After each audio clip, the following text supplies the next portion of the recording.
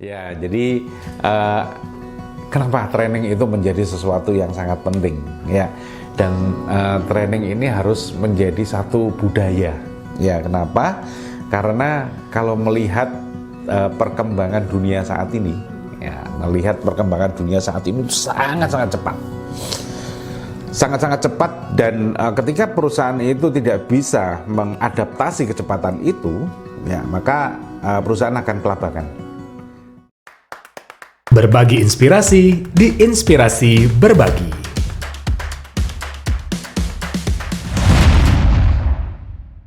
Assalamualaikum warahmatullahi wabarakatuh. Halo Sobat Inspirasi, ketemu lagi kita di Inspirasi Berbagi. Sobat Inspirasi, mau nggak sih punya bisnis yang besar dan kuat? Bagaimana caranya? Tentunya kita harus memiliki manajemen operasional dan juga training system. Kita akan cari tahu selengkapnya bersama Coach Anton Kurniawan, pemilik dari Zoom Training dan juga memiliki pengalaman-pengalaman sangat luar biasa di bidang manajemen operasional dan juga training system. Selengkapnya kita akan saksikan di Inspirasi Berbagi. Selamat menyaksikan. Assalamualaikum warahmatullahi wabarakatuh. Salam inspirasi buat Sobat Inspirasi semuanya. Dan salam sehat selalu. Salam keselamatan buat semuanya, ya, karena kita harus sehat dan selamat baik di dunia maupun di akhirat. Ya, oke. Perkenalkan, nama saya Anton Kurniawan. Saya dulu punya pengalaman waktu kecil itu hidupnya di asrama polisi. Ya, jadi banyak sekali tantangan di asrama polisi itu. Yang nakal banyak, ya, yang kreatif tapi cenderung kriminal waktu itu di asrama. Ya, jadi tapi beruntungnya bapak saya pindah ke kampung gitu ya, di luar asrama polisi, yang akhirnya membuka lingkungan saya yang lebih luas lagi dari sekedar di asrama, ya. Dan alhamdulillahnya banyak pengaruh-pengaruh positif juga di lingkungan perkampungan. Tidak saya mengatakan bahwa di asrama itu jelek, ya, tapi tergantung orangnya juga. Kebetulan di kampung pengaruhnya juga cukup bagus juga, ya, secara interaksi sosialnya itu cukup bagus juga. Dan saya punya pengalaman bekerja di McDonald's, kemudian pengalaman bekerja di Burger King, kemudian saya pernah mendirikan satu perusahaan delivery, dan sekarang saya dirikan perusahaan yang menangani tentang training development. Jadi bagaimana tim saya itu membangun sistem training di satu perusahaan, kemudian manajemen operasionalnya. Nah, kenapa saya lakukan hal ini? Saya buka bisnis tentang training development ini karena belajar dari McDonald's, ya, belajar dari McDonald's bahwa di McDonald's itu perusahaan yang cuma jualan burger, ya, burger itu cuma roti, daging, roti gitu aja. Begitu sederhananya yang dijual, tapi mereka bisa menjual ke seluruh dunia, dan sampai sekarang sudah ada 40.000 outlet di seluruh dunia gitu. Nah, ini yang memicu saya untuk membawa ilmu yang ada di internasional ini untuk kita bagikan nih di Indonesia, supaya kita juga bisa berkancah di dunia nasional ini maupun di dunia internasional nantinya, yang pada faktanya adalah bahwa sekarang masih sedikit brand lokal yang menguasai yang menguasai market di Indonesia sendiri. Dan saya ingin ada brand lokal yang juga bisa menguasai di lokal market di Indonesia maupun nanti di luar negeri gitu, ya, karena ini yang akan membuka atau memperkuat daya saing kita di kancah internasional gitu, ya. Jadi di Zoom Training System Developer ini saya membuat beberapa kurikulum yang digunakan oleh dunia usaha, yang digunakan untuk bagaimana membangun sistem manajemen di satu perusahaan itu melalui budaya training. Ya, jadi setiap orang itu akan merasakan atau mempunyai mempunyai mindset bahwa training itu adalah sesuatu yang sangat diperlukan di satu perusahaan dalam satu pekerjaan untuk pengembangan pribadi maupun pengembangan perusahaan secara keseluruhan gitu, sehingga perusahaan itu mempunyai kekuatan dan daya saing tersendiri untuk masuk ke dalam pasar, baik itu pasar nasional maupun pasar internasional. Sharing ilmu gitu ya, sharing ilmu tentang apa sih yang dilakukan oleh merek-merek internasional ini sehingga mereka establish. Dan kalau dilihat McDonald's itu dari tahun 52 sampai sekarang usianya udah 70 tahunan gitu ya. Burger King juga begitu. Kemudian merek-merek lain juga begitu, dan kita pengen ada satu merek Indonesia yang bisa mendunia seperti merek di Filipina itu ada namanya Jollibee, itu juga sudah mendunia. Dan itulah kesempatan itu selalu ada, tinggal bagaimana kita memanfaatkan kekuatan dan kesempatan kita untuk menjadi lebih besar.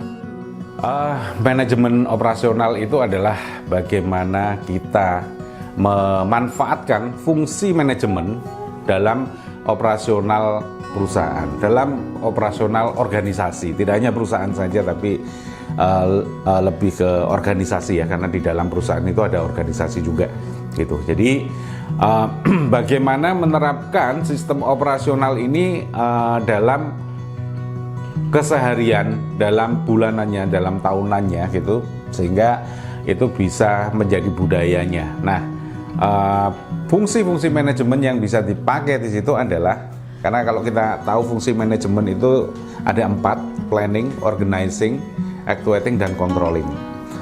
Diawali dari satu perencanaan dalam satu sistem operasional ya. Perencanaan apa saja yang direncanakan dalam satu sistem operasional ya, sistem operasional harian misalkan. Dalam satu sistem operasional harian, kalau kita punya bisnis nih, contohnya di McDonald's itu ada bisnis kuliner gitu kan. Bisnis kuliner, apa yang mereka persiapkan? Ya, sehari sebelumnya itu seorang manajernya itu dia harus menyiapkan planning ya, melakukan planning terhadap people-nya. Di people ini yang dipersiapkan adalah schedule-nya, jadwalnya. Besok jadwalnya yang masuk siapa? Besok yang masuk di area counternya siapa? Besok yang masuk di area kitchennya siapa? Besok yang di area lobbynya siapa? Itu sudah ada rencana dalam perencanaan schedule-nya itu. Dan termasuk adalah orang-orang yang sudah diverifikasi ya. Kalau seseorang belum terverifikasi bisa menjalankan satu fungsi, misalkan fungsi counter gitu ya, sebagai kasir, kalau dia belum di training dan belum diverifikasi oleh manajernya, berarti ya dia nggak bisa berada di counter itu gitu. Dia harus terverifikasi itu ya. Kalau di kita di Indonesia ini ada ini ya, sertifikasi gitu ya. Jadi kalau sudah tersertifikasi atau terverifikasi, dia baru bisa menjalankan fungsi pekerjaannya gitu. Sesederhana itu. Jadi itu dari fungsi planning, planning people-nya ya. Ada people, kemudian equipment. Nah, peralatan juga harus dipastikan nih semua peralatannya sudah bisa berjalan, karena ketika ada peralatan yang rusak tidak bisa berjalan, tentunya akan menghambat pelayanan, akan menghambat penjualan juga pasti ya. Kemudian produknya ya, jelas ya, di satu bisnis gitu, ada perusahaan itu dia pasti menjual satu produk gitu kan. Nah, produk ini juga harus disiapkan nih gitu kan, jangan sampai pada saat jualan besoknya nggak punya produk. Nah, jadi kesempatan untuk mendapatkan penjualan akan hilang, akan berkurang di situ ya. People, equipment, produk, kemudian metode ya, bagaimana metode menjalankan satu pekerjaan ini juga harus disiapkan juga ya. Kemudian sistem ya, sistem tentu saja untuk saat ini tantangannya, untuk saat ini apalagi ya, apalagi saat ini tantangannya adalah di teknologi, di mana sistem itu berjalan. Makanya sistem itu harus dipersiapkan supaya semua pelayanan ini ya, proses penjualan berlangsung dengan baik semuanya. Itu dari sisi planning. Jadi seorang manajer kalau di McDonald's ini udah ngechecklist semuanya tuh ya, people-nya bagaimana, equipment-nya bagaimana, produknya bagaimana, metodenya sudah siap atau belum, sistemnya udah ready atau belum ya. Kemudian besoknya ketika masuk dia melakukan organizing. Sebelum outletnya dibuka itu diorganize, people-nya masuk semua nggak nih ya. Begitu ada yang kurang, harus ada plan B-nya, bagaimana caranya melakukan reposisi ya, reposisi orang-orangnya ya. Kalau rencananya ada 20 orang yang masuk atau 10 lah untuk opening gitu ya, 10 orang yang masuk. Ternyata ada 2 orang yang tidak masuk. Nah, 2 orang yang tidak masuk ini harus bisa tergantikan. Ada beberapa solusi ya, ada nelpon ke karyawan yang sedang masuk sore untuk dimajukan masuknya, atau yang sedang libur itu ditawarkan untuk bekerja, kayak gitu ya.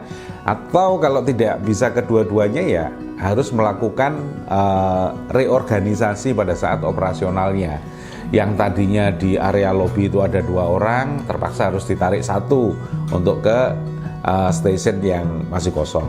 Ya, ini organizingnya seperti itu. Jadi ditata dulu nih sebelum operasinya dijalankan. Setelah ini ditata, kemudian jam 8 misalkan open ya, jam 8. Semuanya udah ditata nih, planningnya udah ada, organizingnya udah ada. Ketika dijalankan, actuatingnya adalah bagaimana orang-orang yang berada pada posisinya masing-masing ini mereka menjalankan pekerjaannya sesuai dengan prosedurnya. Ya, jadi seorang manajernya atau seorang pemimpinnya ini harus paham benar nih prosedur yang dilakukan oleh masing-masing orangnya. Karena ini yang akan menjamin kualitas yang akan diberikan kepada konsumen. Ya. Ketika ada pelanggaran, maka si manajernya ini harus melakukan teguran terhadap yang melakukan kesalahan ya, supaya tidak ada kesalahan atau pelanggaran prosedur. Karena tujuannya adalah kualitas yang terbaik, gitu. Kualitas terbaik. Nah, nilai terbaiknya berapa? Kalau di McDonald's dulu nilai terbaiknya adalah 90. Kalau di Burger King nilai terbaiknya lebih tinggi lagi, 92. Gitu. Ya, ini minimal nilainya yang harus dicapai, karena dengan nilai 90% atau 4,5 kalau di rating gitu ya, 4,5 itu adalah bisa menjamin customer puas. Ya, jadi alat ukurnya untuk kepuasan pelanggan itu ada dan bisa diantisipasi. Ya, gitu. Jadi actuatingnya adalah seorang manajer harus ngawasin nih satu persatu orang-orangnya pada saat bekerja, apakah mereka melaksanakan prosedurnya atau tidak. Ketika ada pelanggaran terhadap prosedur, seorang manajer ini harus melakukan teguran dan pembenahan. Nah, ini melakukan follow up pembenahannya. Ya, termasuk juga equipment, produknya, ya, ini semuanya di follow up oleh manajer. Ya. Nah, kemudian selanjutnya adalah controlling. Ya, ketika ada kesalahan tadi dilakukan pembenahan, yang harapannya adalah target yang diberikan ini bisa dikontrol. Ya, karena dalam sistem operasional tujuannya adalah bagaimana mencapai target atau melebihi beyond the targetnya gitu ya. Ini yang harus dilakukan oleh orang-orang operation yang kuat gitu. Makanya controlling ini sangat penting juga. Ketika operasional ini sudah berjalan, ini harus under control, semuanya harus dalam kontrol. Ketika ada kesalahan harus segera diperbaiki. Ketika ada kesalahan penanganan makanan, ini juga harus segera diperbaiki, karena kalau penanganan makanan dibiarkan salah, maka waste-nya akan banyak, ya, biaya untuk waste-nya akan banyak, ya, biaya barang-barang rusaknya akan banyak, yang ini akan merugikan perusahaan. Ya, jadi fungsi planning, organizing, actuating dan controlling gambarannya seperti itu, sehingga pada saat operasional itu ketika semua fungsi manajemen ini dijalankan, maka target yang sudah diberikan itu akan bisa tercapai. Planningnya ada, ditata pakai organizingnya, dijalankan sesuai dengan prosedurnya, kemudian dikontrol, ya kan? Jadi semuanya itu bisa terakomodir gitu ya dalam operasional itu. Jadi itu untuk manajemen operasionalnya. Ya, jadi kenapa training itu menjadi sesuatu yang sangat penting ya, dan training ini harus menjadi satu budaya. Ya, kenapa?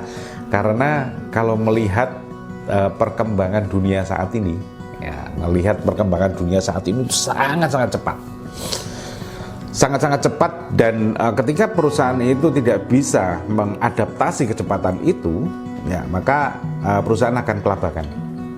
Nah, bagaimana perusahaan bisa mengadaptasi perubahan-perubahan itu? Ya, perusahaan harus bisa menangkap perubahan-perubahan yang ada di lingkungan luar gitu ya, atau bisnis itu harus bisa menangkap perubahan-perubahan yang ada di lingkungan luar, sehingga perubahan itu bisa diabsorpsi oleh perusahaan, dibawa untuk masuk ke dalam.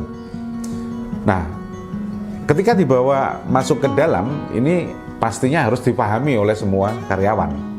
Nah, proses pemahaman adaptasi ini, ya, proses pemahaman adaptasi ini harus dilakukan dengan training. Ya, kalau sekedar memberikan informasi saja mungkin ya itu tidak akan bisa menjadi ukuran satu keberhasilan bahwa setiap orang akan memahami perubahan yang terjadi gitu kan. Tapi ketika dilakukan training, ini akan ada proses ya, proses untuk menilai bahwa setiap orang itu memahami perubahan yang terjadi. Ya, jadi kenapa saya lihat McDonald's itu bisa bertahan lama selama itu gitu ya. Karena saya melihat ada proses training yang benar-benar ditata dari McDonald's itu ya, sehingga kalau di McDonald's itu mereka mempunyai namanya Hamburger University, di mana Hamburger University ini adalah tempat sekolahnya manajer-manajernya McD, di mana di sekolah itu diberikan training berkaitan dengan perkembangan manajemen, perkembangan perusahaan, sehingga perusahaan sendiri bisa mengikuti perkembangan zaman. Atau bahkan kalau kita lihat sekarang McDonald's biasanya pasti beberapa langkah lebih maju ya dari merek-merek yang lain gitu ya. Inovasinya selalu ada, dia selangkah lebih maju kayak gitu ya. Kemudian dengan training ini akan membuat karyawan itu kalau sudah memahami, sehingga dia bisa mengerjakan pekerjaan itu sesuai dengan standarnya ya, sehingga akan memudahkan manajemen juga untuk mengawasi, mengontrol karyawan-karyawan mana yang sesuai dengan standar, karyawan-karyawan mana yang tidak sesuai dengan standarnya itu. Tentunya kalau ada karyawan yang sudah melebihi standarnya, maka karyawan ini pasti menjadi orang yang berprestasi. Ya, ketika orang itu berprestasi, ya ini yang akan menjadi suksesi buat perusahaan untuk menempatkan orang-orangnya, the right man on the right place. Ketika ada orang yang berprestasi, tentunya dia akan diberikan tanggung jawab yang lebih. Bagi si karyawan, tanggung jawab yang lebih itu pasti ada konsekuensi gaji lah ya. Konsekuensi salary itu pasti ada ketika jabatannya naik, pasti ada konsekuensi dari gajinya gitu. Sehingga di McDonald's itu jenjang karir itu sudah cukup jelas gitu ya. Bagi orang yang mau belajar di McDonald's, mau memahami bagaimana McDonald's itu bekerja untuk meraih puncak jabatan itu akan bisa disetting gitu. Jadi kalau saya dulu, karena tahu, saya baca dari awal, saya setting nih 5 tahun saya harus jadi restoran manager. Nah itu saya bisa setting di situ itu, sehingga pada saat itu ya saya sekitar 5,5 tahun lah sudah bisa ke level store manager atau restoran manager gitu di McDonald's. Nah itu pentingnya training itu supaya karyawan juga bisa memetakan dirinya. Ya, itu pentingnya training ya. Jadi kemudian pentingnya training juga bagaimana nanti karyawan ini merasa confident dalam bekerja, karena dia menguasai beberapa ilmu yang diberikan oleh perusahaan dalam menjalankan operasionalnya. Itu bagi seorang manajer, ilmu ini, atau seorang leader, ilmu ini sangat penting ya, karena dia bekerja dengan orang-orang yang banyak, di mana anggota timnya pasti mempunyai masalah-masalah dalam pekerjaannya. Ya, kalau leadernya tidak mempunyai ilmu dan knowledge yang cukup, dia tidak akan bisa memberikan solusi kepada anggota timnya. Kalau dia tidak bisa memberikan solusi kepada anggota timnya, maka respect itu tidak terbangun. Dia tidak dihormati sama anak buahnya. Itu ya. Jadi pentingnya training ini juga bagaimana seseorang nanti akhirnya bisa membangun leadership-nya. Gitu. Ya, jadi kalau misalkan training system ini tertanam dalam satu perusahaan, maka yang terjadi adalah leader-leader yang ada di situ adalah leader-leader yang kuat karena mereka dibekali oleh ilmu, dibekali sama pengetahuan, ya, dibekali dengan adaptasi terhadap perubahan-perubahan yang terjadi gitu. Begitu juga di level krunya juga, mereka juga mempunyai ilmu dan pengetahuan ya dalam bekerja, dan mereka punya kemampuan untuk bisa meningkatkan performa dirinya ya untuk suatu saat menjadi leader. Mereka bisa setting di situ ya dengan sistem training ini. Nah, kalau si manajernya sudah mempunyai kemampuan yang cukup dengan sistem training, kemudian timnya juga mempunyai kemampuan yang cukup sesuai dengan proporsi mereka, dan perusahaan mempunyai target tertentu terhadap masa depan perusahaan itu, tentunya perusahaan itu akan mempunyai orang-orang yang kompeten, orang-orang yang kuat untuk diajak bersama-sama mencapai tujuan organisasi. Gitu. Jadi akan semakin lebih mudah bagi perusahaan untuk mencapai tujuan organisasi ketika mereka bekerja bersama dengan orang-orang yang talented. Gitu. Dan insya Allah dengan sistem seperti itu akan long term, gitu ya. Seperti apa yang dilakukan oleh McDonald's, ternyata ya mereka bisa long term sampai saat ini gitu ya, dengan hanya menjual burger aja tadi gitu ya. Ya, jadi langkah simpelnya untuk teman-teman di UMKM ini adalah bagaimana dulu memahami langkah-langkah dalam pekerjaannya. Langkah-langkah dalam pekerjaannya ini kalau bisa didokumentasi dulu nih, ya kan? Kalau misalkan jualan es teh gitu ya, jualan es teh itu harus didokumentasi ya, didokumentasi sebelum jualan es teh besok itu apa saja yang perlu dipersiapkan ya. Kemudian di pagi harinya mau buka, apa aja yang perlu dipersiapkan, air gula, kemudian tehnya, kemudian tempatnya harus bersih ya. Ini semuanya dipastikan ya. Dari yang tertulis ini kalau bisa dibikin checklistnya ya, selembar kertas gitu aja, checklist kayak gitu. Ribet checklist, enggak ya. Kalau misalkan mau menganggap itu tidak ribet bisa, dan ketika itu mau konsisten dilakukan maka akan ada banyak hal di situ yang bisa dipelajari ya. Kalau kita dokumentasikan apa yang dikerjakan setiap hari secara konsisten, kita bisa mengevaluasi hari-hari sebelumnya ya. Hari-hari sebelumnya misalkan kalau minggu kemarin misalkan ada checklist di sini, outletnya dibersihkan, semuanya sudah bersih. Seminggu kemudian akhirnya outletnya kotor ya, ternyata pada saat kotor itu penjualannya turun ya. Pada saat kotor penjualan turun ini bisa dievaluasi, kenapa turun ya, minggu kemarin bagus loh penjualannya. Ketika dilihat catatan yang seminggu kemarin, oh ternyata hari itu dibersihkan, kondisinya menarik buat customer sehingga customer mau datang ke sini ya. Kalau seminggu sekarang pada hari ini ternyata outletnya kotor, oh berarti apa yang dibutuhkan ya, outlet ini harus bersih gitu ya. Itu langkah sederhananya. Jadi bagaimana mendisiplinkan ya, mendisiplinkan terhadap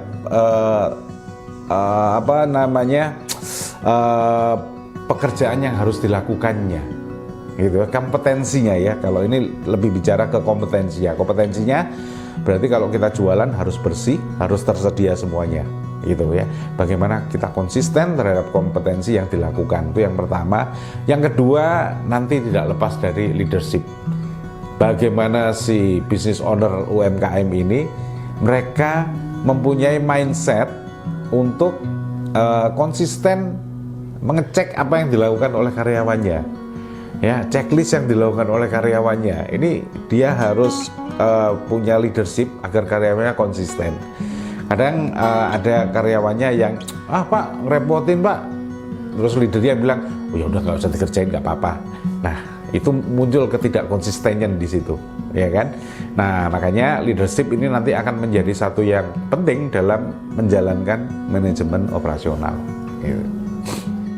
Buat sobat inspirasi semuanya, jika teman-teman mau belajar, teman-teman mau mengembangkan perusahaannya, mengembangkan bisnisnya, silakan langsung menghubungi saya di nomor telepon. Kalau boleh saya bagi di sini di 081 972 satu nama 165 gitu ya, diingat.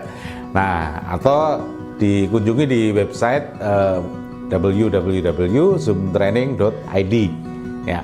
Jadi kita di sana juga berbagi dengan teman-teman semuanya untuk membantu nih para UMKM ya untuk bisa menjadi lebih besar lagi dan lebih bisa bermanfaat bagi bangsa dan negara kita. Jadi sobat inspirasi, yang terpenting dalam kita menjalankan kehidupan ini, dalam menjalankan bisnis ini adalah janganlah pernah berhenti belajar. Ya, kita harus tetap peka terhadap perubahan-perubahan yang terjadi, pelajari apa perubahan-perubahan yang terjadi dalam dunia ini supaya kita minimal bisa mengikuti perkembangan zamannya, dan selebihnya adalah kita bisa unggul dalam perubahan-perubahan di zaman ini sehingga kita bisa menjadi orang yang bermanfaat baik bagi bangsa, agama, negara, dan semuanya. Itu salam dari saya. Wassalamualaikum warahmatullahi wabarakatuh. Jadi Sobat Inspirasi, dari Bapak Anton Kurniawan kita bisa belajar banyak bahwa ternyata sangatlah penting kita mengetahui manajemen operasional dan juga kita memiliki bidang training ataupun divisi training. Supaya apa? Karena supaya kita bisa mengembangkan diri kita dan ternyata juga bisa mengembangkan karir kita sampai di puncak tertinggi. Yang sudah pasti selera kita akan menyesuaikan dengan skill yang kita miliki. Jadi jangan sampai kita hanya bekerja sebatas yang kita segitu-segitu aja, tapi bagaimana kita bisa melampaui apa yang kita kuasai, bahkan bisa melampaui target dari perusahaan yang sudah ditentukan. Semoga apa yang disampaikan oleh Pak Anton bisa kita ambil insight-nya dan bisa kita aplikasikan di perusahaan ataupun di pekerjaan kita masing-masing. Dan tentunya jangan lupa untuk subscribe, like, comment, share dari channel kita Inspirasi Berbagi. Ketemu lagi kita di Inspirasi Berbagi lainnya, hanya di Inspirasi Berbagi. Wassalamualaikum warahmatullahi wabarakatuh.